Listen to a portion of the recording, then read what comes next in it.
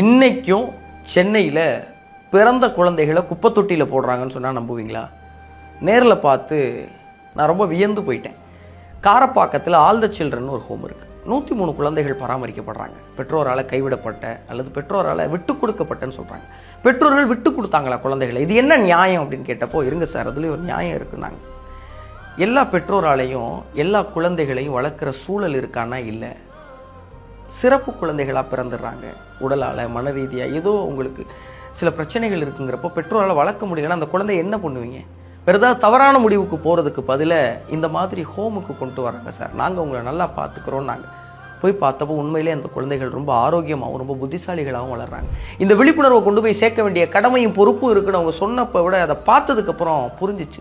நிறைய பெற்றோர்கள் குழந்தைகளை வளர்க்க முடியாமல் தவிச்சு தவறான முடிவுகள் எடுக்கிறதுக்கு பதிலாக 1098ங்கிற சைல்ட் லைன் அல்லது இந்த மாதிரியான ஹோம்ஸுக்கு கொண்டு போய் அந்த குழந்தைகளை சேர்க்கறது மூலிமா அவங்களுக்கு ஒரு நல்ல வாழ்க்கையை அமைச்சு கொடுக்குற வாய்ப்பு இருக்குது.